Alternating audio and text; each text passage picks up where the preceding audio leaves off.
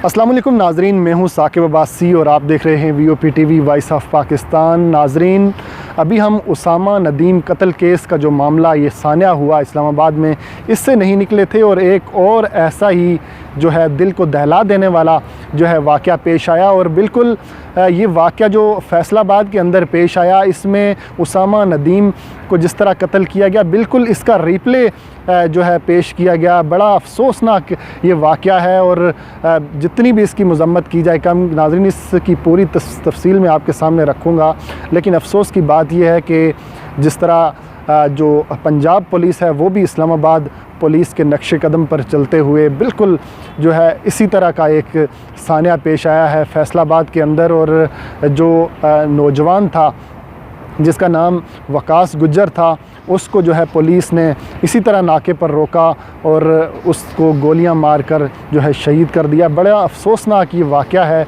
इसकी तमाम तर तफसील मैं आपके सामने आज रखूँगा, लेकिन इसके साथ साथ ये भी आपको बताऊँ कि ये अभी जिस तरह पुलिस की जो दहशत गर्दी है वो ख़त्म होने का नाम नहीं ले रही। एक तरफ जो हमारी हुकूमत है वो मदीना की रियासत की बात करती है कि हम मदीना जैसी रियासत जो है कायम करना चाहते हैं।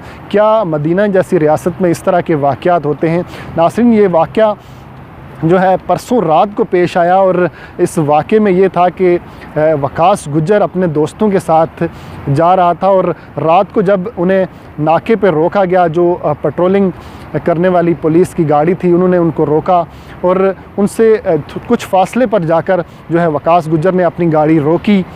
पुलिस एहलकार वहाँ उनके पास गए, पूछताछ करनी शुरू की। इस पर जो है वकास गुज्जर और पुलिस के दरमियान कुछ तलखी हुई, जिसके बाद तलखी के बाद वकास गुज्जर ने अपनी गाड़ी ली और वो वहाँ से चल निकला।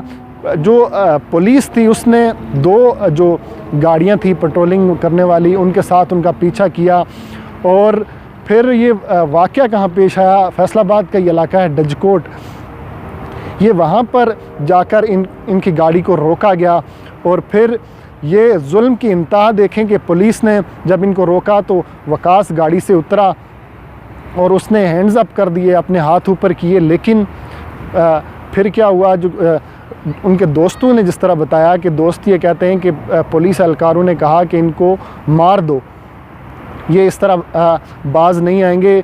उन्होंने कहा कि बजाय इसके कि उनको गिरफ़्तार करते, किसी किस्म की मज़म्मत नहीं की गई वकास गुज्जर की जानिब से या उनके दोस्तों की जानिब से, और उनको फ़ौरी तौर पर उन्होंने फायरिंग की और वकास गुज्जर को जो है कत्ल किया, उसे शहीद कर दिया।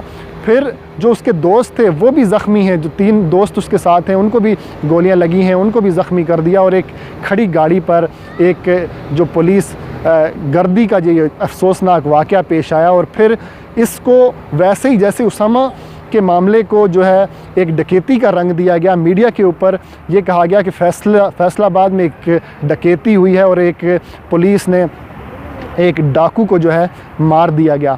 जब ये ख़बर फैली, जब उनके लवाहिकीन को इस तमाम मामले का पता चला, तो फिर पता चला कि ये कोई डाकू नहीं बल्कि एक आम नौजवान था वकास गुज्जर। वो अपने दोस्तों के साथ जा रहा था, अपनी सिस्टर के घर जा रहा था, तो पुलिस ने रोकने की कोशिश की, फिर उनसे तलखी हुई और उसके नतीजे में जो है पुलिस ने एक मनसूबाबंदी के तहत जो है उसको गोलियां मारकर शहीद कर दिया। कितना अफसोसनाक वाक़या है।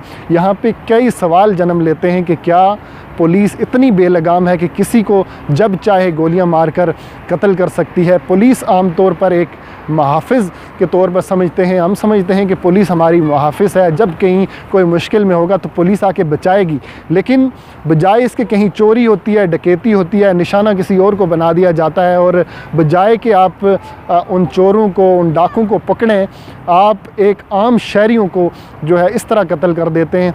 बड़ा यही अफसोसनाक वाक़या है। इस मामले के ऊपर CPO फैसलाबाद सुहेल अहमद ने फ़ौरी नोटिस लिया है इस मामले का। वज़ीर आला पंजाब ने भी नोटिस लिया, लेकिन बात यह है कि क्या ये जो नोटिस लिए जाते हैं इनका कोई हल भी निकलेगा? क्या इन पुलिस को कंट्रोल करने के लिए आपके पास कोई ऐसा मेकनिज़म नहीं है कि आप इस पुलिस को कंट्रोल कर सकें, इस पुलिस की इस दहशत गर्दी को रोक सकें? अगर ऐसा ही चलता रहा तो इसमें कोई शक नहीं कि आम पब्लिक जो है वापस वो वक्त दूर नहीं होगा जब आम पब्लिक जो है वापस पुलिस के ऊपर जो है मज़म्मत करेगी और फिर उस वक्त आम शहरियों को दहशतगर्द करार दिया जाएगा। तो ये बड़ी ही अफसोसनाक बात है कि पुलिस, जिसे हम मुहाफ़िज़ समझते हैं, इस तरह के वाक़यात अभी हम इस्लामाबाद वाले साने से निकले नहीं। चंद रोज़ पहले ये वाक़या उसामा वाला हुआ और बिल्कुल ऐसा ही सेम वाक़या जो है फैसलाबाद में हो गया। तो हुकूमत के लिए ये सोचना होगा, हुकूमत को ये सोचना होगा कि क्या हम किस तरफ जा रहे हैं, हमारा मुल्क किस डगर पर जा रहा है और इसकी रोकथाम के लिए हम क्या कर सकते हैं। इस मामले की जितनी भी मज़म्मत की जाए कम है। और अगर मैं बात करूं, जो वकास गुज्जर हैं, इसके 3 छोटे छोटे बच्चे हैं, 2 बच्चियां और एक छोटा बेटा है इसका। एक बच्चा 5 साल का, एक 3 माह और एक अभी माँ की गोद में है, सिर्फ 6 माह का बच्चा है। तो कितनी ये जो है अफसोसनाक बात है। उस घर में एक क़यामत का मंज़र है जहाँ पे आप सोचें कि इस नौजवान को शहीद कर दिया गया और पुलिस ने इसको शहीद किया। CPO जो फैसलाबाद हैं उनकी जानिब से स्टेटमेंट सामने आई है। उन्होंने कहा कि इस मामले के ऊपर तहकीकात हो रही हैं, फ़ौरी तौर पर जो है तमाम मुल्ज़मान को गिरफ़्तार कर लिया गया।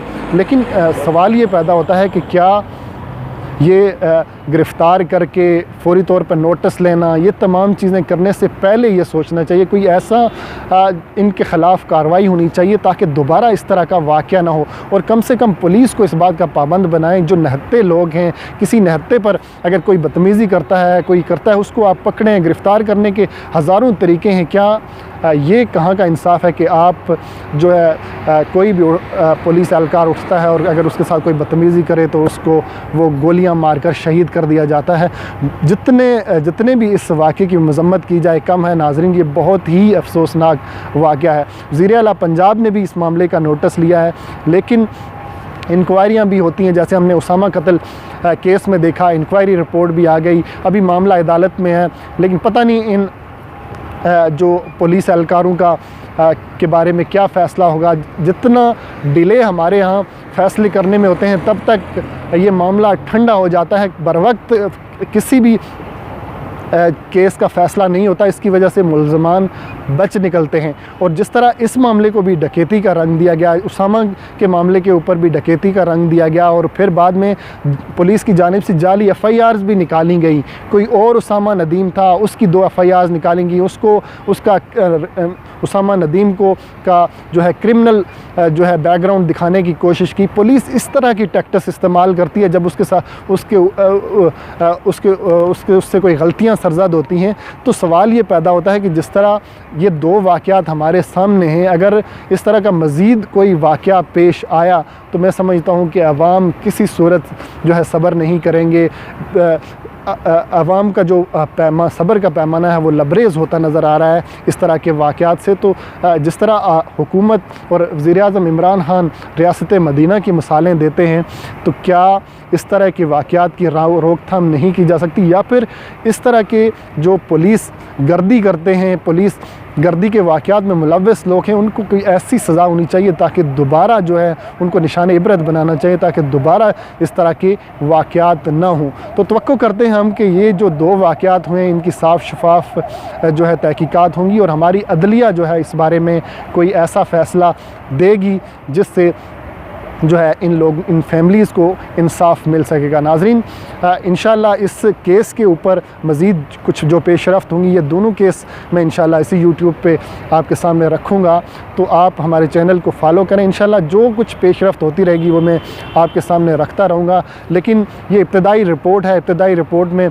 जो पुलिस एहलकार हैं उन्होंने भी अपना जो है जुर्म कबूल किया है, लेकिन देखते हैं कि आगे चल के क्या इसको जो है इस मामले को भी जो है डकैती का रंग देने की कोशिश की जाती है या फिर जो लवाकिन हैं उनको इंसाफ मिलता है। एक और चीज़ इस केस में ये थी कि अभी तक जो है जो दहशतगर्दी की दफ़ात हैं वो इस केस में नहीं लगाई गई। जो वकास गुज्जर का वाक़या पेश आया तो पुलिस कम से कम पुलिस को जो है FIRs में इस तरह के वाक़यात में दहशतगर्दी की दफ़ात शामिल करनी चाहिए, क्योंकि इससे बड़ी दहशतगर्दी कोई और हो नहीं सकती। तो नाज़रीन, आज के लिए सिर्फ इतना ही। इंशाल्लाह नेक्स्ट वीडियो में दोबारा आपकी खिदमत में हाज़िर होंगे। साकिब अब्बासी को इजाज़त दीजिए। अल्लाह निगहबान।